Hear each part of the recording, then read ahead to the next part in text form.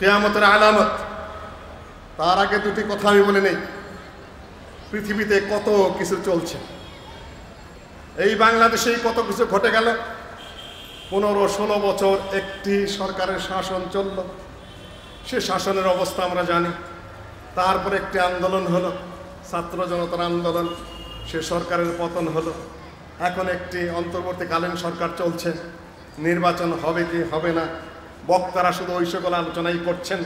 বিশাল বিশাল meeting ডেকে ডেকে সেখানে শুধু ওই লাইনের আলোচনায় হচ্ছে। আমি ওই লাইনের মানুষ, আমাকে থামিয়ে দেওয়ার জন্য সম্ভবত বুদ্ধি করে এই বিষয়টা দিয়েছে। আচ্ছা, ভালো করেছ, আমিও ভালো মনে করছি যে একঘেয়ে কথাবার্তা বক্তারা যেটা রপ্ত করে নিয়েছেন ওইটাই মূল কথা নয়। পৃথিবীতে একটা ঘটেছে, ঘটছে, ঘটবে, আগেও ঘটেছে, পরেও ঘটেছে, কিন্তু মানুষের করণীয় কি? মানুষের করণীয় হলো আখিরাতমুখী থাকা, আখিরাতের চিন্তাকে ভুলে না যাওয়া, আখিরাতকে মাথায় নিয়ে কাজ করা, আখিরাতে আমার পুঁজি কি হবে সেটা নিয়ে চিন্তা ভাবনা করা। পৃথিবীর পথে চলছে, যার কাজ সে করে চলেছে, কিন্তু জ্ঞানী মানুষ তারাই যারা আখিরাতের কথা চিন্তা করে, সেটা বাদ দিয়ে তারা কোনো কর্ম করে না। এত কিছুর মধ্যে আমরা আখিরাতকে ভুলে যাইনি। আর এগুলা মনে রাখতে হবে, যা কিছু ঘটছে সবই কিন্তু কিয়ামতের আলামত। আপনাদেরকে আমি বুঝাতে পেরেছি? এমনকি ইমাম ইবনে কাসির বলেছেন, ইফতারাকাতিল ইয়াহুদু আলা 71 ফিরকা ওয়াফতারাকাতিন নাসারা আলা 72 ফিরকা وستفترق أمتي على 73 فرقة كلهم في النار إلا واحدة। ইহুদিদের 71 ফিরকা হওয়া, নাসারাদের 72 ফিরকা হওয়া, উম্মতে মুহাম্মাদের 73 ফিরকা হওয়া, এর মধ্যে যে 72 ফিরকা জাহান্নামে যাবে, এক ফিরকা জান্নাতে হবে। এই যে ফিরকায় ফিরকায়, দলে দলে মুসলিমদের বিভক্ত হওয়া, এটাও কিয়ামতের আলামত, এটাও কিয়ামতের আলামত। কিয়ামতের সব আলামতই খারাপ নয়, এটা আবার মনে রাখবেন। কিয়ামতের আলামত সুতরাং খারাপ না। আলামত কতগুলা খারাপ, আলামত কতগুলা ভালো, আলামত কতগুলো হলো মুবাহ, এটা প্রচলিত নিয়মের অনুযায়ী চলছে। কি কি ঘটতে পারে কিয়ামতের আগে? আলামত হলো কিছু চিহ্ন, কিছু নিদর্শন, কিছু আগাম খবর। আল্লাহর কোরআন যা দিয়েছে, রাসূলুল্লাহ সাল্লাল্লাহু আলাইহি ওয়াসাল্লাম যা বিবরণ দিয়েছেন সেইটাই। কতগুলো আলামত আপনাদের সামনে খুব সংক্ষেপে তুলে ধরব। খুব বেশি সময় আমি কথা বলতে পারবো না, অন্যের হক মারা যাবে না। সম্মানিত উপস্থিতি, কিয়ামতের আগে কতগুলো আলামত দেখা দেবে। নবী সাল্লাল্লাহু আলাইহি ওয়াসাল্লামকে জিজ্ঞাসা করা হলো যে কিয়ামতের আলামত কি? আল্লাহর নবী বললেন, মাউতু নবিয়্যিকুম, তোমাদের এই নবীর মৃত্যু। অর্থাৎ নবী সাল্লাল্লাহু আলাইহি ওয়াসাল্লামের মৃত্যুর আগে কিয়ামত হবে না। তার মানে যারা বলেন হায়াতুন নবী, তাদের দাবি অনুযায়ী এটাই দাঁড়ায় যে কিয়ামত কখনোই হবে না। আল্লাহর নবী যেহেতু জীবিতই আছেন, তাহলে আর কিয়ামত হবে কিভাবে? কথাটা সঠিক নয় কোরআন অনুযায়ী এবং হাদিস অনুযায়ী। আল্লাহর নবীর দুনিয়াভি মৃত্যু হয়ে গেছে, কবরের জীবনে তিনি বারজাখি জীবনে আছেন। বারজাখি জীবন দুনিয়াবি জীবন হিসেবে গণ্য নয়। আল্লাহর নবীর মৃত্যু কিয়ামতের একটা আলামত, অর্থাৎ আল্লাহর নবীর জীবদ্দশায় কিয়ামত হবে না। নবী সাল্লাল্লাহু আলাইহি ওয়াসাল্লাম বলেছেন, ওয়াইস্তু আনা ওয়াসাআতু কাহাতাইন ওয়া আশারা বিস-সাব্বাবাতি ওয়াল উস্তা। আমাকে পাঠানো হয়েছে এই পৃথিবীতে, আর কিয়ামত এতটাই কাছে যেরকম এই মধ্যমা আঙ্গুলি এবং তর্জনী আঙ্গুলি দুইটার দূরত্ব যতটুকু, অতটুকু হলো আমার মধ্যে আর কিয়ামতের মধ্যে দূরত্ব রয়েছে। কিয়ামত খুব কাছাকাছি এসে গেছে। আল্লাহর নবী এটাই বুঝার চেষ্টা করেছেন যে খুব বেশি সময় নেই। নবী সাল্লাল্লাহু আলাইহি ওয়াসাল্লাম বলেছেন, সহিহ মুসলিমের হাদিস, যে দুনিয়া বিদায় নিচ্ছে ফি সারম, অন্য বিবরণে আছে ফি সুরমাহ। দুনিয়া বিদায়ের ডাক দিচ্ছে, দুনিয়া বৃদ্ধ হয়ে গেছে, দুনিয়ার শেষ পর্যায়ে পৌঁছে গেছে, এখন সে চলে যাবে, চলে যাওয়ার প্রস্তুতি নিয়েছে। তোমরাও সেই হিসেবে প্রস্তুতি নাও। আল্লাহ নবী বলেছেন বাদিরু বিল আমাল, তোমরা দ্রুত গতিতে আমল করো, আমল করো, আমল করো, আখিরাতের কাজ করো। কেননা কিয়ামতের আলামত যখন শুরু হয়ে যাবে তার মধ্যে একটি হলো সূর্য এখন পূর্ব দিক থেকে ওঠে, তখন সূর্য কোথা থেকে উঠবে? পশ্চিম দিক থেকে উঠবে। আবু যর রাদিয়াল্লাহু তাআলা আনহু থেকে বর্ণিত হাদিস, আল্লাহ নবী বললেন, ইয়া আবু যর, আবু যর তুমি কি জানো, আবু যর তুমি কি জানো সূর্য কোথায় যায়? আবু যর রাদিয়াল্লাহু তাআলা আনহু বললেন, আল্লাহু ওয়া রাসূলুহু আ'লাম। হাদিস সহিহ বুখারীতে।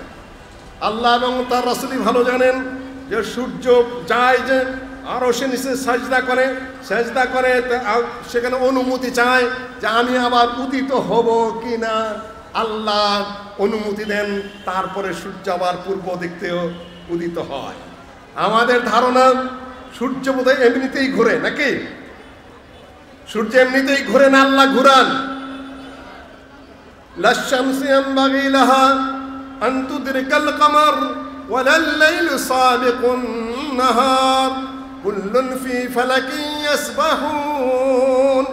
রাগের আয়াত, ওয়াশ-শামসু তাজরি লিমুস্তাকাররিন লাহা যালিকা তাকদীরুল আজিজিল আলীম। এই হাদিসের সাথে সম্পৃক্ত করে আল্লাহ নবী বললেন যে শোনো, সূর্য তার নির্দিষ্ট গতিপথে যাচ্ছে, এমন এক সময় আসবে আবু যর, শোনো এই সূর্য আল্লাহর কাছে অনুমতি চাবে। একবার চাবে, আল্লাহ অনুমতি দিবেন না। দ্বিতীয়বার অনুমতি চাবে, আল্লাহ অনুমতি দিবেন না। তৃতীয়বার অনুমতি চাওয়ার পরে আল্লাহ বলবেন, সূর্য আজকে তুমি পূর্ব দিক থেকে নয়, পশ্চিম দিক থেকে উদিত হও। সূর্য পশ্চিম দিক থেকে উদিত হবে। বিশ্বাস করেন আপনারা? এই যে এত গবেষণা, এত চিন্তা চেতনা, এত রাজনৈতিক ভাষণ, এত গরম কথাবার্তা, এত কিছু করছেন, আমি বলবো বিশ্বের নেতারা, রাজনৈতিক নেতারা যারা পথে পথে বহুত ভাষণ দিয়ে বেড়ান, সূর্য আপনি ঠেকাইতে পারবেন ওই দিন? আজকের সূর্য পূব দিক থেকে উঠছে, সেদিন যে সূর্য পশ্চিম দিক থেকে উঠবে, এই সূর্য ঠেকানোর মতো সাধ্য আপনার আছে না? আপনার সেই চিন্তা আছে সূর্য যখন পশ্চিম দিক থেকে একবার উঠে যাবে তখন আর কারো তওবা কবুল হবে না, কারো ঈমান গ্রহণযোগ্য হবে না। কোরআনের আয়াত আপনার পড়ে নিন, সূরা আল আনআমে রয়েছে, অন্যান্য জায়গায় ইশারা রয়েছে, আমার তেলাওয়াত করার সময় নাই। তখন আর ঈমান গ্রহণ করা হবে না। সূর্য পশ্চিম দিক থেকে উঠে গেল, আপনি তখন আস্তাগফিরুল্লাহ পড়বেন, তওবা পড়বেন, ঈমান আনবেন। এই তওবা আর ঈমান তখন আল্লাহর কাছে কবুল হবে না। এই জন্য আল্লাহ নবী বলেছেন, বাদেরু, দ্রুত গতিতে ঈমান এনে নাও, দ্রুত গতিতে আমল দুরুস্ত করো। কেন? কিয়ামতের এই আলামত জাহির হওয়ার পরে হাজারবার যদি তুমি তওবা করো, তওবা আর গ্রহণযোগ্য হবে না, কবুল হবে না। পথে পথে শুধু ঘুরে ঘুরে মরতে হবে। ওয়াইয়াফিদুল মাল, মাল বেড়ে যাবে, ধন সম্পদ বেড়ে যাবে, টাকা পয়সা বেড়ে যাবে। এই যে 50 বছর আগের লোকদেরকে জিজ্ঞাসা করেন, এইরকম স্টেজের কোনো খবর ছিল নাকি? আমরাও এখানে বক্তৃতা করেছি, ছোট্ট একটা হয়তো চেয়ারের পাশে বসে সামনে একটা টেবিল নিয়ে আলোচনা করেছি, বক্তৃতা করেছি। এখন মানুষের মাল বেড়ে গেছে, বিশাল স্টেজ, এই মাইক, এই ভিডিও, এই আলোকসজ্জা, অন্য অন্য জায়গায় তো আরও অনেক কিছু। আর তখন 2-4 টাকার জন্য মানুষের দাঁড়ে দাঁড়ে ঘুরতে হতো। এখন আলহামদুলিল্লাহ মানুষ হারাম পথেও ব্যয় করে, হালাল পথেও ব্যয় করে। আলহামদুলিল্লাহ মানুষের কাছে একটা দ্বীনি জলসার জন্য, একটা ইসলামী কাজের জন্য হাত পাতলে মানুষ আর এখন ফেরত দেয় না। আল্লাহর রহমতে ভালোই দেয়। এটা কিয়ামতের আলামত, কিন্তু খারাপ আলামত না, ভালো আলামত। সম্মানিত উপস্থিতি, ইয়াফিদুল মাল, মাল বেড়ে যাবে, ধন সম্পদ বেড়ে যাবে। চাষি যখন খেতে চাষ করতে যাবে, লাঙ্গলের ফলার আগায় স্বর্ণ রৌপ্য বেরিয়ে আসবে। এরকম ধন সম্পদ বেড়ে যাবে, টাকা পয়সা বেড়ে যাবে। জাকাত নেওয়া মানুষ দাঁড়ে দাঁড়ে ঘুরবে, আমার এই দানটা নাও, আমার এই জাকাতটা নাও। তখন ওই দরিদ্র বলবে, কালকে যদি আসতে তাহলে নিতাম, আজকে আমার আর কোনো প্রয়োজন নাই। আপনারা আজকে চাইলে দিতেছেন না, কালকে কি হবে আপনি জানেন না। কালকেই আপনি টাকা পয়সা না পথে পথে ঘুরবেন, কোনো মানুষ আপনার 1 পয়সা গ্রহণ করবে না। আপনিও যা, উনিও তাই। কাজে দান দ্রুত গতিতে করেন, দ্রুত গতিতে। বাদেরু আল্লাহ বলেন, দ্রুত গতিতে দান করো না, কেন? কালকে আপনি দান করবেন, এই দান কেউ নেবে না। সম্মানিত উপস্থিতি, তারপরে আরো কিছু আলামত রয়েছে। পুরুষের চেয়ে নারী অনেক বেশি হয়ে যাবে। ইয়াকসুরুল জাহাল, মানুষ মূর্খ হয়ে যাবে। আমরা মনে করি যে আলেম বেড়ে গেছে, মুফতি বেড়ে গেছে, মুফাসসির বেড়ে গেছে, তারপরে মোবাইলের মধ্যে খালি এলেম আর এলেম, সবাই আল্লামা মুফতির ভাষণের চোটে দুনিয়া অস্থির হয়ে গেছে। আল্লাহ নবী বলেন ইয়াকসুরুল জাহাল, এগুলাও জাহেলি। সাউন্ড একটু কমায় দাও তোমরা। এগুলাও মূর্খতা। মূর্খকে আলেম বলা, জাহেলকে আলেম বলা, যার তার ফাউল কথাবার্তা বলা, এগুলাও কিয়ামতের আলামত ছাড়া আর কিছুই নয়। সম্মানিত উপস্থিতি, আল্লাহ নবী বলে মূর্খতা বেড়ে যাবে। এক একজনের নামের বাহার ইশারা দিয়ে যে আপনাদেরকে সামান্য একটু কিভাবে জাহালত বেড়ে যায়। শেখ আব্দুর রাজ্জাক ওয়াজ করতেন, অধিকাংশ মুফাসসির মিথ্যে কথা বলে, কথাটা হুবহু সত্য কথা, কিন্তু তার সাথে আমি আবার একটু ইশারা করে দিয়ে যাই। আমি মুসলিম যদি ওয়াজ বদলে ওয়াদা নিয়ে না আসি, তাহলে ওটা মিথ্যা কথা না? আয়াতুল মুনাফিক সালাস, ইযা হাদাসা কাযাবা ওয়া ইযা ওয়া'আদা আখলাফা ওয়া ইযা আতমিনা খানা। কথা বললে মিথ্যা বলে, আমানত দিলে আমানতের সে খেয়ানত করে, ওয়াদা করলে খেলাপ করে। এগুলা খালি মুফাসসির কোন, আমার মতো বহু মুসলিউদ্দিন বড় বড় বক্তারা মিথ্যা কথা বলে ওয়াজ মাহফিলে আসে না, ওয়াজের ডেট দিয়া। খালি মুফাসসির, আমার মতো বড় বড় হুজুরা ওই কাজ করে।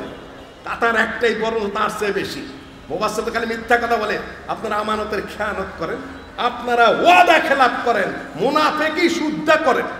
কাজে এগুলাও ওই একই অবস্থা। সম্মানিত উপস্থিতি, কিছু মনেই করেন না তাকাব্বুরের চোখে, তাকাব্বুরতে ফেটে পড়েন। নো নেভার, এগুলা খারাপ কাজ। সম্মানিত উপস্থিতি, আমি যে বলছি ইয়াকসুরুল জাহাল, মূর্খতা বেড়ে যাবে। মুফাসসির সাহেবদের অবস্থা কি যে দুরবস্থা, কি যে দুর্গতি, আল্লাহ ওয়াহদাহু লা শারীকা লাহু ভালো জানেন। সম্মানিত উপস্থিতি, শ্রোতৃমণ্ডলী, এক আধটা উদাহরণ দেই, কালকেই তো আবার ট্রোল করা শুরু করে দিবে। মুসলিম দেশে এটা করলো সেটা করলো, গালি গালাজ পেরে আমাকে অস্থির করে ফেলবেন। আচ্ছা তা করেন, যেহেতু আমরা কিছু শিখাইতে পারিনি আমাদের বাচ্চা কাচ্চাদেরকে, ছেলেমেয়েদেরকে, কাজেই করবে ব্যর্থতা আমাদের। তারপরও ইশারা করে দেয় মুফাসসিরদের কীর্তি। এক মুফাসসির বলে বেড়ান যে জাহান্নাম থেকে কারো সুপারিশে কোনো গুনাহগার উঠে আসবে না, মিজানের পাল্লায় মাপা হবে না। সর্বসম্মতভাবে এই মুফাসসির কাফের, হানাফি, শাফি, মালিকি, হাম্বলি কোনো পার্থক্য নেই। খুব কিছু কঠিন বক্তব্য দিলাম, তার কিছুদিন পরে দেখলাম যে উনি বলে আমি তওবা করেছি, শেখ মামুনুল হকের কাছে বসে আমি এই আকীদা সহি করে নিয়েছি। তাহলে তুমি শেখ মামুনুল হকের কাছে বসলে, তুমি 2-1 মাসের মধ্যে 10 বছর যাবত তুমি মুফতি, 10 বছর যাবত তুমি মুফাসসির, এতদিন কোন ঘোড়ার ঘাস কাটছো? সেদিন বক্তৃতা করছে আবার বগুড়ায়। জিয়াউর রহমান তার ছেলের নাম তারেক রহমান কেন রেখেছেন? তারেক মানে হলো পথ, রহমান মানে হলো রহমান, রহমানের পথ। ওই মুফাসসিরি ওয়াসসামাই ওয়াত তারেক ওয়া মা আদরাকা মা তারেক, এটা প্রাইমারি স্কুলের ছাত্ররা তর্জমা জানে যে আকাশের উজ্জ্বল নক্ষত্র, তারাকা মানে দরজায় টোকা দাও, ওয়াসসামাই ওয়াত তারেক। তারেককে তরিক বানাইছে। তারেক এবং তরিকের পার্থক্য কি এতটুকু যে গাধায় জানে না, সেই গাধায় একজন বাংলাদেশের বিখ্যাত মুফাসসির, বিখ্যাত মুফতি। ইয়াকসুরুল জাহাল, পথে ঘাটে বহুত আলেম আল্লামা, উস্তাদ খুঁজে পাই না, আমরাও ক্লাসে বসলে ছাত্র খুঁজে পাই না। এক প্রশ্নের জায়গায় 2 প্রশ্ন করলে হাকারা বৈশা থাকে, আমরাও বৈশা থাকি। পথিক আলেমের কোনো অভাব নেই বাংলাদেশে। আল্লাহ মাফ করুক আমাদেরকে। লেখাপড়া করো, পড়াশোনা করো, কিতাব খাটো, আলেম হওয়ার চেষ্টা করো। সম্মানিত উপস্থিতি, এই ইয়াকসুরুল জাহাল ইয়াকুল্লিল ইলম, এলেম কমে যাবে। এলেমের কথার ফাউল টক করা দুটো এক কথা নয়। সম্মানিত উপস্থিতি, এলেম কমে যাবে, মূর্খতা বেড়ে যাবে, তারপর জিনা বেড়ে যাবে, জিনা ব্যভিচার বেড়ে যাবে, গান বাজনা ঘরে ঘরে বাজবে।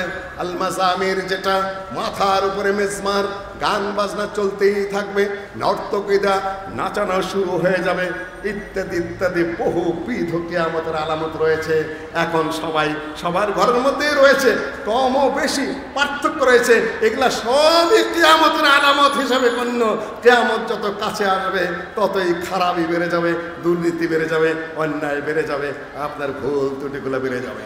সম্মানিত উপস্থিতি, এই সকল বিষয়ে অধিকাংশ আলেম ওলামাই ঐক্যমত্য পোষণ করেছেন।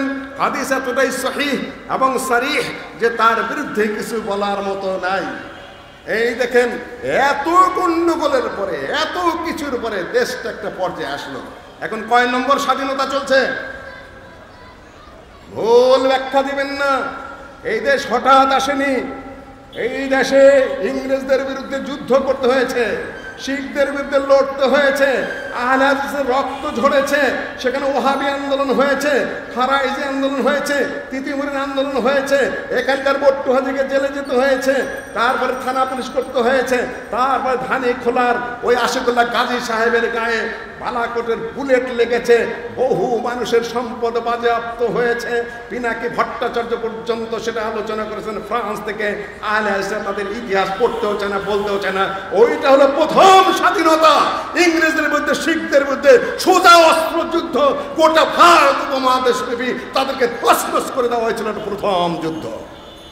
দ্বিতীয় যুদ্ধ রাজনৈতিক যুদ্ধ, যে রাজনৈতিক যুদ্ধ 1947 সালে এই দেশ স্বাধীন পাকিস্তান হয়েছিল, সেখানকার নেতৃত্ব আহলে হাদিসের। তৃতীয় 71-এর যুদ্ধ, তারপরে আগস্ট। সেটা কি করবেন সেটা আলোচ্য বিষয় রয়েছে।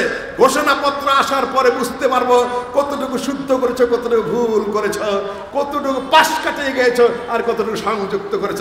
আমরাও বেউকুফ মনে করো না, আমরাও দেখছি, আমরাও লক্ষ্য করছি, আমাদেরও মূল্যায়ন থাকবে। যদিও 4 কোটি মানুষের প্রতিনিধিকে এখনো পর্যন্ত ডাকা হয় নাই ওইভাবে, কিন্তু আমাদের 4 কোটি মানুষকে বাদ দিয়ে তোমরা যাই পাঠ করো, যাই করো না কেন, প্রশ্ন থেকে যাবে। আমরা প্রশ্ন সময় মতো অবশ্যই তুলব ইনশাআল্লাহ।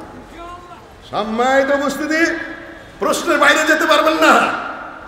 সম্মানিত উপস্থিতি, কেন তোমরা তো কেবল জন্মগ্রহণ করেছ, আমার বয়স এখন 63।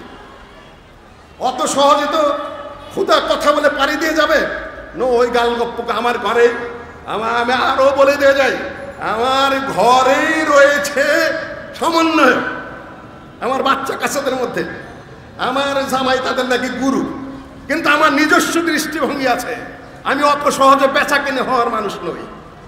পরিষ্কার কথা আমি উপস্থাপন করে দিয়ে গেলাম, কেউ আর মনে করবেন না যে বোধহয় আমি বেচা কিনে হই। না, কখনোই না, ও কথা ধারণাই করবেন না। সম্মানিত উপস্থিতি, সবই কিয়ামতের আলামত। তারপরে আপনাদের সামনে আসবে ইযা ওয়া আনতারাল হুফাতাল উলাতাল আলা রিআ আশ-শাই ইয়াতাতাওয়ালুনা ফিল বুনিয়ান। জিবরাইল আলাইহিস সালাতু ওয়াস সালাম জিজ্ঞাসা করলেন নবী মুহাম্মদ সাল্লাল্লাহু আলাইহি ওয়াস সাল্লামকে, কিয়ামতের আলামত কি? আল্লাহর নবীকে বললেন, কিয়ামত কখন হবে? হাদিস সহিহ বুখারী এবং মুসলিমের। আল্লাহর নবী বললেন, মাল মাসউলু আনহা আ'লামু মিনাস সাইল। যে ব্যক্তি জিজ্ঞাসা করছে তার চেয়ে যাকে জিজ্ঞাসা করা হচ্ছে তিনি বেশি জানেন না। অর্থাৎ জিবরাইল, আপনিও জানেন না, আমিও জানি না। ইয়াসআলুনাকা আনিস সাআতি আইয়ানা মুরসাহা ফিমা আনতা মিন যিকরাহা ইলা রাব্বিকা মুনতাহাহা। কিয়ামত কবে হবে কেউ জানে? আমার হুজুর তো ঘোষণা দিয়ে দিয়েছিলেন 2023 সালে হইতেছে, তাই না? দেখা হয় মাঝে মধ্যে, রসিকতা করি। কয়েকদিন আগেও এয়ারপোর্টে দেখা হইল, খুব গলাগলি করলাম, বললাম যে ভাই এগুলো না করলে হয় না। এর আগেও বললাম সাতক্ষীরায়, ভাই এগুলো না বললে হয় না। খালি হাসে, আবার যা বলে তাই বলে। সম্মানিত উপস্থিতি, এটা নিষেধ, ওগুলো বলা যাবে না। কোরআন দ্বারা নিষেধ, হাদিস দ্বারা নিষেধ। কখন বললেন, আখবিরনি আন আমারাতিহা, হে মুহাম্মদ সাল্লাল্লাহু আলাইহি ওয়াসাল্লাম, আপনি কিয়ামতের আলামত প্রসঙ্গে তাহলে বলেন। উনি বললেন, ওয়ান, তার কয়েকটা বললেন, আনতালাদাল আমাতু রাব্বাতহা ওয়ান তারাল হুফাতাল উরাতাল আলা রিআ আশ-শাই ইয়াতাতাওয়ালুনা ফিল বুনিয়ান। দাসী তার মনিবকে প্রসব করবে। আগে বুঝতে পারতাম না, পরে যখন দেখি তুর্কি সম্রাটরাও অধিকাংশই দাসীর পুত্র। তুর্কি সম্রাটরা স্বাধীন মায়ের গর্ভের না, যুদ্ধবন্দী পথে ধরে নিয়ে এসেছে, জাহাজ থেকে নিয়ে এসেছে, কাউকেই স্বাধীন করেনি, একমাত্র খুররম ছাড়া। সম্ভবত এই মহিলা ছাড়া কাউকেই তারা স্বাধীন করেনি। অধিকাংশ তুর্কি সম্রাট দাসীর পুত্র। আনতালাদাল আমাতু রাব্বাতহা ওয়ান তারাল হুফাতাল উরাতাল আলা। 2 দিন আগে যাদের পায়ে জুতা ছিল না, ওরাতা গায়ে কাপড় ছিল না, আল আলা অন্যের উপর নির্ভর করে চলতো, অন্যের খাওয়া খাইতো, অন্যের বাড়ি কামলা দিত, অন্যের বাড়ি যাই করতো না কেন, রিআশা আলা রিআ আশ-শা, ছাগল চড়াইতো। ইয়াতাতাওয়ালুনা ফিল বুনিয়ান, একেবারে দালানে বড় বড় ইয়ের মধ্যে বসে, প্রাসাদে বসে মহা মহা বড় বড় গাড়িতে চড়ে তারা অহংকার করবে। এগুলা হওয়া অবৈধ নয়, কিন্তু অহংকার করা অবৈধ। মানুষকে সম্মান দেওয়া হয় যে সে অনিষ্ট করবে। এখন সালামটা না দেই, ভাইজান কেমন আছেন, গলাগুলি যদি না করি, আপনার জন্য কত দোয়া করছি, আপনার তো ভালো মানুষ হয় না। আপনার যে নেতৃত্বের গুণাবলী যদি প্রশংসা না করি, একটু পরেই বেটা আমার ক্ষতি করবে, রাস্তায় মস্তান লাগাই দিবে, না হলে পুলিশের কাছে দুটো অভিযোগ দিয়ে দিবে, না হলে বাড়ির ওখানে গুন্ডাপানা লাগাই দিবে। ভয়ের জন্য আমি তাকে সম্মান করি, আসলে ঘৃণা করি, সম্মান করি না। বাস্তব কথা আল্লাহ নবী বলে দিয়ে গেছেন। কয়টা নেতাকে আমরা মনের থেকে সম্মান করি? অসম্মান বোধ তাদের প্রতি রয়েছে, ঘৃণা রয়েছে, তাদের প্রতি আমার ধারণা খারাপ রয়েছে।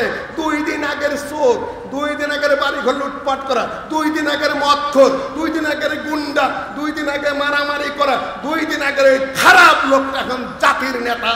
ওকে কি আমি মনের থেকে শ্রদ্ধা করি নাকি ক্ষতি করতে পারে আমার, এই ভয়ে তাকে সম্মান করি।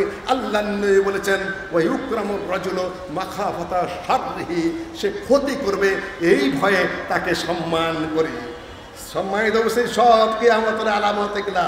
কিয়ামত কাছে ওইটা টার্গেট রাখবেন। পৃথিবীতে আপনি নির্যাতিত হলেন, পৃথিবীতে আপনি সম্মান পেলেন না, পৃথিবীতে আপনি মায়ের খাইলেন, পৃথিবীতে আপনার অধিকার পেলেন না, আপনার সান্ত্বনা কোন জায়গায়? কিয়ামত কাছে এসেছে। আজকে যে অন্যায় করছে, আজকে যে অত্যাচার করছে, আজকে নির্যাতন করছে, আজকে চোখ রাঙাচ্ছে, আজকে দেখেন এই রংপুর দিনাজপুরের ঘটনা, কি হানিফ সংকেত কি পটিশন দিতেছে 2000 মানুষের জায়গা, সব ঢুইকা সিট পাইলে ভেঙে চলে যেতে হয়েছে, যেটা আর এই দেশে আর দ্বিতীয়বার করে। আজকে দেখলাম পত্রিকায়। তাহলে এগুলা কি কি হালতটা, কি অবস্থা, কি কোনো ভালো লক্ষণ আল্লাহ নবীর হাদিসেও নেই, আমাদের দৃষ্টিকোণ থেকেও নেই। কেননা এটা সব কিয়ামতের আলামত। খারাপ লোকরা দেশের নেতা হয়ে যাবে। ওয়ায়াতাতাওয়ালুনা ফিল বুনিয়ান। আর বেশি দূর আগালাম না, আধায় গেলে গাধায় বোঝে। তারপরে আপনার সামনে আসবে মেহেদি ইমাম, মাহাদি আসবেন। এই 2-3টা পয়েন্টে হয়তো আমি বলতে পারবো। ইমাম মাহাদি আসবেন। মাহাদির পরে কে আসবে? মাহাদির পরে কে? দাজ্জাল, ঈসা আলাইহিস সালাম। কে আসবে? এয়ারপোর্টে আমার ভাইয়ের সাথে আমার কথা হলো। আমি তাকে অনেক শ্রদ্ধা করি, অনেক ভালোবাসি, কেন অনেক বড় আলেম, কোরআনের হাফেজ, হাদিসের হাফেজ ছিলেন। এত ভালো কথা বলতেন যে উপস্থিত দলিল দিতে পারতেন। আমি সবসময় তাকে মহব্বত করি, ভালো জানি। মুক্তির জন্য দাবিও করেছি 2-4 বার। 2-1 অ্যাটর্নির সাথে আমি কথাও বলেছিলাম যে হিউম্যানিটেরিয়ান গ্রাউন্ডে কিংবা মেন্টাল সমস্যার গ্রাউন্ডে আপনারা দেখেন জামিন দিতে পারেন কিনা। এত মহব্বত করি আমি তাকে, শুধু বড় আলেম হওয়ার কারণে। বড় আলেম ছিলেন, দেখা হলো, বললাম এগুলা কি করেন, এগুলা বললেন না। ঠিক চিটাং নিয়েছে আমার ভাই, ওই বক্তৃতাই শুরু করে দিয়েছে। কি করা যাবে? তার ঠিকই দিলেন। মাহাদির কথা বললেন, দাজ্জালের কথা বললেন, ঈসা আলাইহিস সালামের কথা বললেন। তারপরে আবার আগে পিছে বললেন দাজ্জালের সাথে আমার দেখা হয়েছে, দাজ্জাল আমাকে মারতে এসেছে। কি কথা বললেন আপনি? তাহলে সম্মানিত উপস্থিতি, মাহাদি আসবেন, এটা সত্য কথা। সহিহুল বুখারী এবং মুসলিমে কোনো হাদিস নেই সরাসরি। সহিহ মুসলিমে ইশারা আছে শুধুমাত্র কিতাবুল ঈমানে। সহিহ বুখারীতে ওখানে হাদিস নেই। সুনান আবু দাউদ থেকে সুনানের কিতাবগুলোর মধ্যে রয়েছে ইমাম মাহদি আসবেন, হারামে তার প্রতি বায়াত হবে। বায়াতের পরে বাকি কিসসা কাহিনী আমি এই মুহূর্তে আর লম্বা করতে চাই না, ওই পর্যন্ত থাক। দাজ্জাল নিয়ে নানান কাহিনী। দাজ্জাল কিয়ামতের একটি আলামত। লম্বা কতগুলো হাদিস রয়েছে। ফাতেমা বিনতে কায়েসের বর্ণনা থেকে, তামিমা দারির বিবরণ থেকে, আপনার ওয়াস ইবনে সামআনের বিবরণ থেকে, সহিহ বুখারী এবং মুসলিমে যা এসেছে তার সংক্ষেপে আমি আপনাদের সামনে উপস্থাপন করছি। দাজ্জাল কি? তামিমা দারির বিবরণ, আল্লাহ ফাতেমা বিনতে কায়েস বলেন, আমার বিয়ে হয়েছিল, স্বামীর সাথে বিচ্ছেদ ঘটে যায়। তারপরে আমার বিয়ের প্রস্তাব দিলেন আব্দুর রহমান বিন আউফ। সেখানে আমি একটু নীরব থাকলাম। আল্লাহ নবীর হাতে ছেড়ে দিলাম যে আপনি যার কাছে আমাকে বিয়ে দেন। উনি 2 বার হিজরত করেছেন, হাবাশে 1 বার, মদিনা 1 বার। দাতুল হিজরাতাইন এই মহিলা এনে খুব আত্মমর্যাদাশীল মহিলা ছিলেন। ওমর রাদিয়াল্লাহু তাআলা মানুষকে ধমক দিয়েছিলেন। ওমর রাদিয়াল্লাহু তাআলা চুপ করে গিয়েছিলেন, যেহেতু তিনি 2 বার হিজরত করেছেন। এত মর্যাদাশীল মহিলা। লম্বা আলোচনার পরে তারপরে তিনি বললেন যে আমাকে বলা হলো যে তুমি উম্মে শরীকের বাসায় যাও। তারপরে বলে উম্মে শরীক হলো খুব ধনী মেয়ে, কিন্তু খুব মেহমানদার, বাড়িতে অনেক লোক আসে, তোমার মাথার কাপড় পরে যেতে পারে, পায়ের কাপড় সরে যেতে পারে, তোমার পর্দার লঙ্ঘন হতে পারে, কাজে তুমি তার বাসায় না গিয়ে ইবনে উম্মে মাকতুম অন্ধ তার বাসায় যাও। সহিহ মুসলিমের হাদিস পড়ছে আপনাদের কাছে। আর আজকাল তো রাস্তাঘাটে মাথারও কাপড় নাই, পায়েও কাপড় নাই, গায়েও কাপড় নাই। উম্মে শরীক মহিলা তার বাসায় যেতে আল্লাহর নবী শুধুমাত্র এই কারণে নিষেধ করলেন যে তোমার মাথায় কাপড় পরে যেতে পারে, পায়ের এই নলাটা মাঝে বেরোয় যেতে পারে, অনেক মেহমান আসে, তারা হয়তো বা তোমার দিকে তাকিয়ে ফেলবে, তুমি বিব্রত বোধ করবে, সুতরাং তুমি যেও না। এইটা যদি নিষিদ্ধ হতে পারে তাহলে রাস্তায় যে মহিলারা মাথা খুলে, পা খুলে, আরো সব কিছু খুলে ঘুরে, তাদের জন্য শরীয়তের হুকুমটা কি? এগুলাও কিয়ামতের আলামত। সম্মানিত উপস্থিতি, তিনি অন্ধ ইবনে উম্মে মাকতুম তার একই বংশের মানুষ সেখানে গিয়ে থাকলেন। লম্বা বিবরণ দিচ্ছি না, ইতিমধ্যে আজান হয়ে গেল। আমি মসজিদে চলে গেলাম, পুরুষদের পিছনে দাঁড়িয়ে গেলাম। মসজিদে মহিলাদের যাওয়া জায়েজ না না জায়েজ? জায়েজ না না জায়েজ? সহিহ বুখারীর হাদিস এখন আর বললাম না, যেহেতু আমি সহিহ মুসলিমের মধ্যে রয়েছি। এখন বললেন যে আমি পুরুষদের পিছনে গিয়ে দাঁড়ালাম। মসজিদে যায় দাঁড়ালেন কিনা উনি? জামাতে নামাজ পড়লেন কিনা মসজিদে? সম্মানিত উপস্থিতি, আজকাল বলে মহিলাদের মসজিদে যাওয়া যাবে না, যা মুখে আসে বলে চলেছে। অশ্রব্য বসে গালি দেওয়া শুরু করে দিয়েছে, কচুয়ার প্রোগ্রাম বন্ধ করে দিয়েছে, আরো বন্ধ করে দিয়েছে আপনার শেরপুরে না কোথায় যেন প্রোগ্রাম ছিল একটা, কোথায় প্রোগ্রাম ছিল এইদিকে সিলেটের প্রোগ্রাম বন্ধ করে দিয়েছে। তার কিশোরগঞ্জটা বন্ধ করার পায় তারা চালাচ্ছে। এরা কারা? কোন দেশের বাসিন্দারা? কি কারণে কয়েকজন রাস্তায় দাঁড়াবে আর আহলে হাদিসের প্রোগ্রাম বন্ধ হয়ে যাবে? যে ভূখণ্ডের উপরে দাঁড়িয়ে আছেন, ফসল তাদের রাজনীতির ফসল অত সহজ নয়। আমি প্রশাসনকে অনুরোধ করব, এইসব আপনার ইতিহাস পড়ুন। আহলে হাদিসদের প্রোগ্রাম বন্ধ করতে যাবেন না, এটা খারাপ কাজ। সবাই প্রোগ্রাম করতে পারবে। আপনারা কি গণতন্ত্র পুনরুদ্ধারের প্রচেষ্টা করছেন, সংস্কার প্রচেষ্টা করছেন, তাহলে এরা কারা যারা রাস্তায় দাঁড়ায় এদের পাছার মধ্যে কোন চাপিটা করেন? সংবিধান বিরোধী কাজ, রাষ্ট্রীয় নীতির বিরোধী কাজ, সংস্কারের বিরোধী কাজ, কেন আরেকজনের প্রোগ্রাম বন্ধ করার জন্য রাস্তায় দাঁড়াবে? এই প্রশাসন, আপনার চাবুক কোথায়? এই বদমাশগুলোর পাছার চামড়া তোলেন না কেন? সম্মানিত উপস্থিতি, আমরা কারো প্রোগ্রাম বন্ধ করতে যাই নাই, কারো বিরুদ্ধে আমরা অভিযোগ করি নাই, করবো না। তাদের বক্তব্য তারা দেবে, আমাদের প্রোগ্রাম বন্ধ আপনারা করবেন কেন? এটা আমরা প্রশ্ন শুধু রেখে যাচ্ছি। আমরা সহায়ক শক্তি যে কোনো উপায়ে। কাজেই আমি স্পষ্ট করে বলে দিয়ে যেতে চাই যে দেখুন তো এই রাজধানীর মুখে সুন্দর ব্যবস্থাপনা হয়েছে। আমরা কথা বলছি, এখানে যদি হানাফি ভাইরা বলে কেউ বাধা দেবে? কেউ বাধা দেবে না।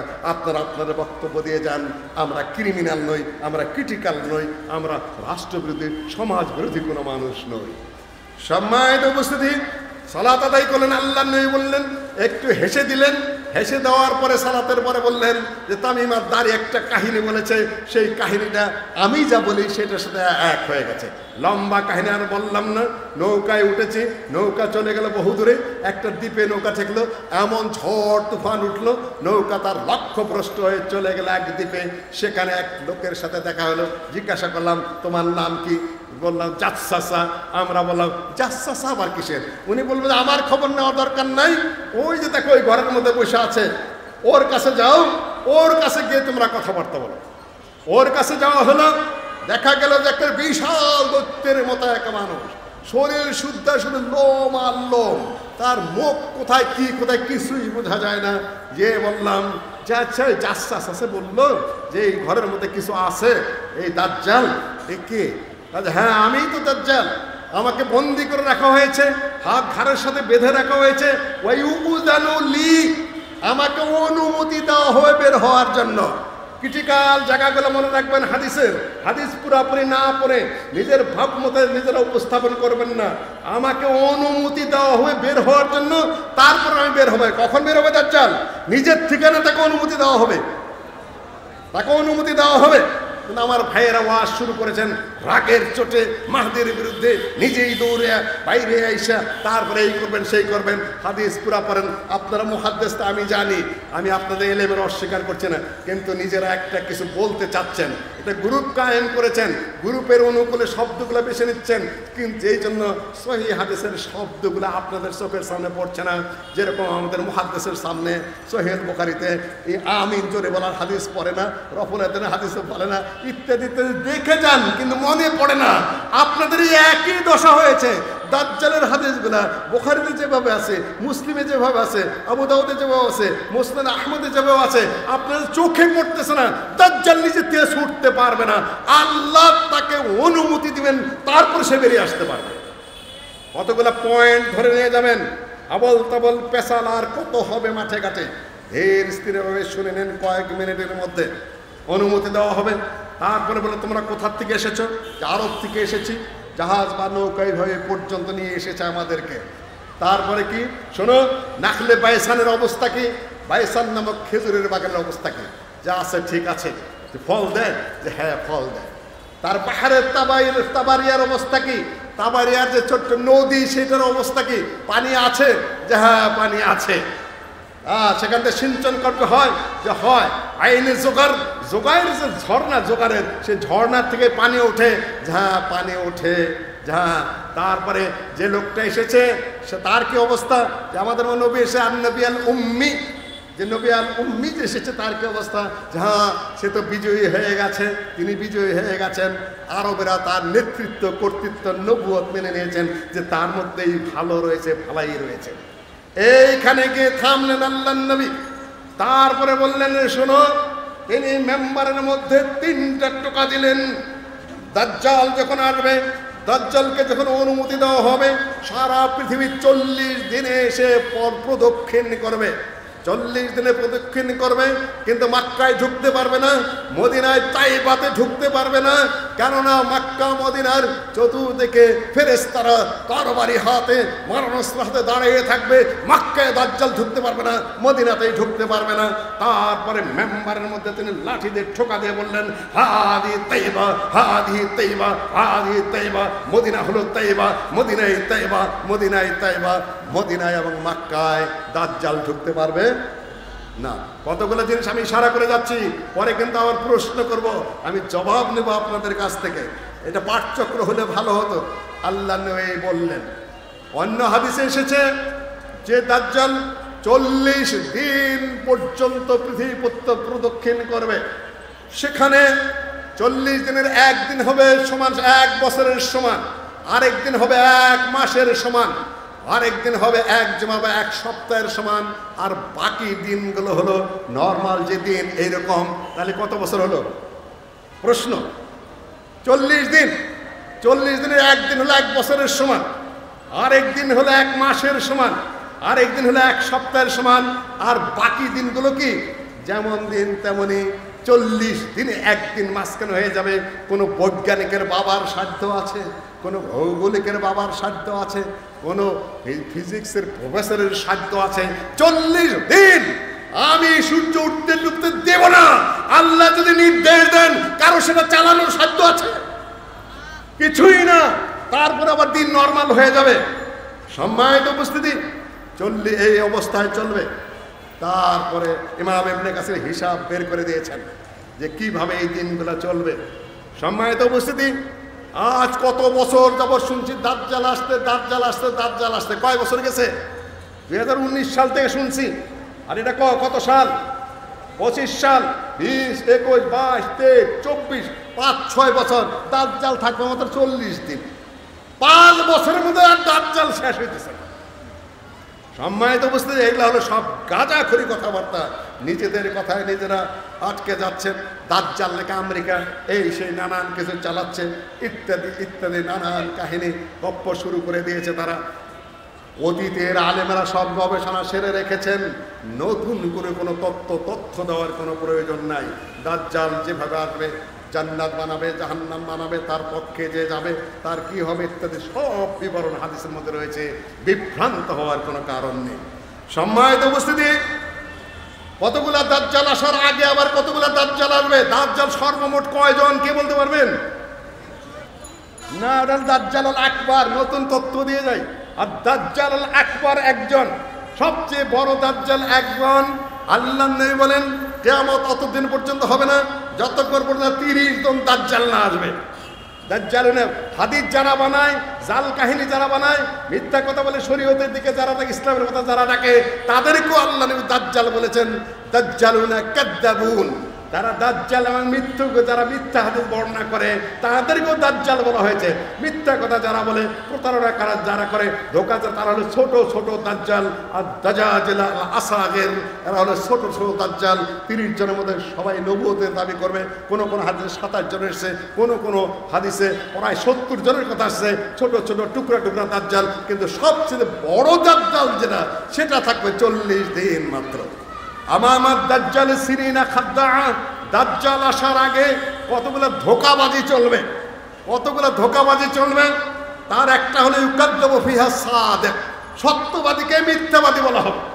আলেম ওলামা, সহজ সরল মানুষ ধৈর্য নিয়ে দুনিয়ার মিথ্যা মামলা, জেনার মামলা, প্রতারণার মামলা, খুনের মামলা, নানার মামলা, অবৈধ অস্ত্রের মামলা, জঙ্গির মামলা, দুনিয়ার যত অকথ্য কথাবার্তা আলেমদের নামে বলা শুরু হয়ে যাবে। ইউকাদ্দাবু ফিহা সাদিক, সত্যবাদী মানুষ, সাধারণ মানুষ, তার বিরুদ্ধে মিথ্যা মামলা দিয়া তছনছ করে দেওয়া হবে। ওই সাদ্দাকু ফিহাল কাযিব, আর মিথ্যাবাদীকে সত্য বলে ধরে নেওয়া হবে। কোর্টের মধ্যে তো খালি সত্যই চলে নাকি? কোর্টের মধ্যে খালি সত্য, সেখানে মানুষ যায় সত্যের জন্য, ন্যায় বিচারের জন্য। সেখানে চলেটা কি বলতে পারবেন? ওখানে যা প্রমাণ করবেন তারা সাফাবাজি করে এইটাই টিকবে, পরে দেখা যাবে যে সব ভুল ছিল, সব মিথ্যা ছিল। ওই খাওয়ানো ফিহাল আমিন, আমানতদার মানুষ, ভালো মানুষ, মসজিদের দায়িত্ব আছে, সহজ সরল মানুষ না। আরেকজন টাউট বাটপাররা মসজিদের দায়িত্বে যাইতে চায়, মাদ্রাসার দায়িত্বে যাইতে চায়, প্রতিষ্ঠানের দায়িত্বে যাইতে চায়, পেছে এক বসে নানানভাবে প্রতারক দাঁড় করে, মৃত্যুক লোক দাঁড় করে, তাকে তছনছ করে দেবে।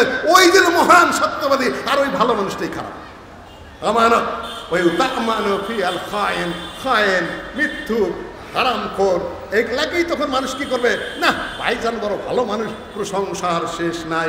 ওই একটা কাল্লাও ফিয়া রোয়ায় বেদা, রোয়ায় বেদারা তখন কথা বলবে। বলা হলো রোয়ায় বেদা কি? বলা হলো আল ফুয়াইসা ফিয়াতা কাল্লাও ফিল আমফি আমরিল আম্মা, ফাসিক লোক, ছোট ছোট ফাসিক, ফুয়াইসা মানে ছোট ফাসিক, ছোট ছোট বাজে লোকেরা ইয়াতা কাল্লামে কথা বলা শুরু করবে ফি আমরিল আম্মা, জনগণ নিয়ে, দিনের বড় বিষয় নিয়ে, রাষ্ট্রের বড় বিষয় নিয়ে, বড় বড় আলেম ওলামা নিয়ে, মহাপণ্ডিত মহাজ্ঞানী। এটাও কিয়ামতের আলামত। এই যে মোবাইলের মধ্যে যত বাজে কথা দেখেন, বড় বড় আলেম নিয়ে খামাকা আমরা আমাদের ভাবমতো সমালোচনা করি। তোমার বয়স আমার বয়স সমান, আমি আমার ভাইয়ের দৃষ্টি আকর্ষণ করলাম, এই জন্য কি তুমি এখন ওই ভাইয়ের নাম নিয়ে কথা বলতে পারো? আমার নাম নিয়ে তুমি কথা বলতে পারো? ওনার নাম নিয়ে কথা বলতে পারো? তোমার বয়স কত, আমার বয়স কত, ওনার বয়স কত, ওনার বক্তব্য কি, ওনার ওজন কি, তোমার ওজন কি? এইখানে বক্তব্য দিয়ে গেছে সেদিন সোজা। ভাই আপনার মাথায়, হুজুরের মাথায় কলম না দিলে ভালো হইতো। এই নাপিতের বাচ্চা, তুই আমার মাথায় কলম দিয়ে দেশ। আমি মাথায় জীবনে কলম দিছি? এই নাপিতের বাচ্চা জানে, খারাপ কথা বললাম একটা। তুই নাপিত না, তোর বাপে নাপিত, আমার মাথায় তুই কলম দিয়ে দেশ, তুই জানোস? জিজ্ঞেস করে জানতি বেটা আমি মাথায় আদৌ কলম দিই কিনা। সুন্দর করে লিখে দিলে নিচে, মাথায় কলম না দিলে ভালো হয়। আরেকজনে লিখছে, ইনি নিজেকে সব জানতা মনে করেন। আরে বেটা, আমি একটা আধা জাহেল, মানে আমি বলছি নাকি আমি সব জানি? এইরকম পোলাপানে করতেছে। বাকিগুলার বাদ দিলাম। রোয়াই বেদাইয়াতা কাল্লাম ফি আমরিল আম্মা, এগুলাও কিয়ামতের আলামত। যার যেটা দায়িত্ব না সে দেখবেন ফাসিক, ফাসিক হলো বড় ফাসিক, ফাসিক হলো ছোট ছোট ফাসিক। তাসগীরের সেগা দেখবেন যে দুনিয়ার মাঝে কথা কান নামে কি কইতেছে, আগা নাই পাছা নাই। তোমরা ভালো কথা বলো, সুন্দর কথা বলো। যদি ত্রুটি থেকে থাকে, তার ইসলামের নিয়ম আছে, সেভাবে বলো। আমার প্রসঙ্গে কথা উঠতে পারে যে আপনিও যে মাঝে মধ্যে বলেন, সেটা আমি কোন অবস্থান থেকে বলে সে মাপ আমি জানি।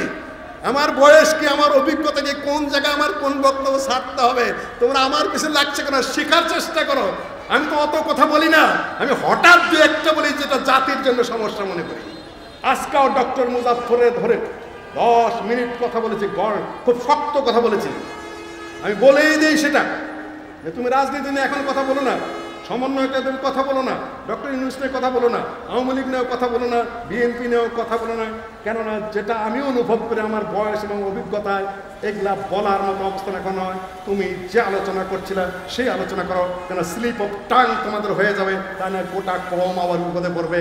তোমরা তো বক্তৃতা করো, মনে করো বক্তৃতাই করে যাচ্ছি, কিন্তু সেখানে হিসাব হচ্ছে, গোয়েন্দা বিভাগের হিসাব আছে, রাষ্ট্রের হিসাব আছে, যেটা নিয়ে তুমি বক্তৃতার মতো বক্তৃতা করে চলেছ। কিছু মনে করেন আবার মুজাফফর বলবে, আবার যা ওখানে বলে দিলেন, তোমরা আবার মনে করবা যে শুধু আবদুল্লাহকে একটু বলেছি, না ওকেও বলেছি, কাজী ইব্রাহিম ওকেও বলি, একটু বয়স বেশি, আমি একটু বলি, কেউ না মানলেও বলি, বলার চেষ্টা করি, গোটা কম যেন আবার বিপদে না পড়ে। আমাদের সেফ পজিশনে থাকতে হবে। সেফ পজিশনে যতক্ষণ থাকবে ততদিন দাওয়াতি কাজ সুন্দর চলবে। সম্মানিত উপস্থিতি, কাজেই তোমরা শেখার চেষ্টা করো, বোঝার চেষ্টা করো, ঐক্যবদ্ধ হওয়ার চেষ্টা করো, কাছে হওয়ার চেষ্টা করো। আমার কোনো ভুল থাকলে ব্যক্তিগতভাবে তোমরা বলো, বলে আপনি যে মাঠে বলেন, মাঠে আমার মাপ নিয়ে বলে আমার হিসাব মতো বলি, তোমার মাপ আর আমার মাপ তো এক না, এটা পৃথিবীর স্বাভাবিক নিয়ম। সম্মানিত উপস্থিতি, আমি আমার যেহেতু সময় আগেই শেষ, কেউ কিছু মনে করো না, আমরা একটা সম্মিলিত কম বানাতে চাই, একটা নেশন বিল্ড করতে চাই, সুন্দর একটা জাতি করতে চাই। এই জন্য মাঝখানে বহুত কিছু যাবে, এই জন্য আমি বিচলিতও না। 2, 4, 5 বছরের পরে হয়তো আমাদের সব কিছুটা একটা ক্লিয়ার পর্যায়ে আমরা পৌঁছে যাব। আমরা আশাবাদী মানুষ, যা কিছু চলছে সবই কিয়ামতের আলামত। এরপরে সিংহায় ফুৎকার দিয়ে দেবে এক সময়। সিংহায় ফুৎকার দেওয়ার সাথে সাথে এই সবই চলতে থাকবে। দাজ্জাল শেষ হয়ে যাবে, দাজ্জালের পরে আবার আসবে ইয়াজুজ মাজুজ। 2 মিনিটের মধ্যে বক্তব্য শেষ করছি। তারা এই যে নাখলে জোগাড়ের পানি খেয়ে যাবে, বাহারে তবারিয়ার পানি খেয়ে যাবে, নাখলে বাইসাল শেষ করে দিয়ে যাবে, মুহূর্তের মধ্যে সারা পৃথিবী তছনছ করে ফেলবে। ঈসা আলাইহিসসালাম আসবেন, মাহদী তাকে দিয়ে ইমামতি করাবেন। ইমামতের পরে যত খারাপ মানুষের দেশ ভরে যাবে, ঈসা আলাইহিসসালামের সামনে যারা পড়বে গলে যাবে, মিশে যাবে। দাজ্জাল তার চোখের চাহনিতে গলে যাবে, মিশে যাবে, শেষ হয়ে যাবে। তারপর একটা ঠান্ডা বাতাস আসবে দক্ষিণ থেকে, আমাদের দিক থেকে। মুমিন মানুষ যত আছে সবার বগলের মধ্যে ঠান্ডা বাতাসটা ঢুকবে, সব মুমিন দিনদার মানুষ মরে সাফ হয়ে যাবে। হাত্তা ইয়াতি আমরুল্লাহি ওয়া কাযালিক লা তাকুমুস সাআ ইল্লা আলা শিরারিল খালক। কাফের, মুশরিক, বদমাইশ ছাড়া কোনো মানুষ থাকবে না, আল্লাহ বলার মতো কোনো লোক থাকবে না। ওই সময় ইসরাফিল সিংহায় ফুৎকার দিয়ে দেবে। এটা হলো নাফকাতুল ফাজা। দ্বিতীয় ফুৎকারের সাথে সাথে সূর্যের আলো শেষ হয়ে যাবে, নক্ষত্রকে ঝরে পড়ে যাবে, আকাশ ফেটে যাবে, পাহাড় দৌড়ানো শুরু করে যাবে, সূর্য সাগরের মধ্যে ফেলে দেওয়া হবে, দুনিয়ার সব শৃঙ্খলা সম্পূর্ণ শেষ হয়ে যাবে, সব মানুষ মরে যাবে, রাক্ষস চাকের মধ্যে মরে যাবে। তৃতীয় ফুৎকারে কবর থেকে সবাই আল্লাহর সামনে উপস্থিত হবে। শেষ কথা হলো, এই যে রাজনৈতিক যা হচ্ছে, সামাজিক যা হচ্ছে, বক্তব্য যা হচ্ছে, কথাবার্তা যা হচ্ছে, আনন্দ উদ্দীপনা যা হচ্ছে, আরেক দলের প্রতি আবার বিষাদও আছে। সকল কিছুর পরে আপনার কিয়ামত আস্তে আস্তে এগিয়ে আসছে, পৃথিবী পিছিয়ে যাচ্ছে। আপনি এগুলা ভুলতে চেষ্টা করবেন না, ভুলবেন না আদৌ। আসল কথা হলো কিয়ামত, ওটা আপনাকে ধরবেই। সেজন্য আপনি প্রস্তুত থাকুন, আত্মহারা হবেন না। আসসালামু আলাইকুম ওয়া রাহমাতুল্লাহি ওয়া বারাকাতুহু।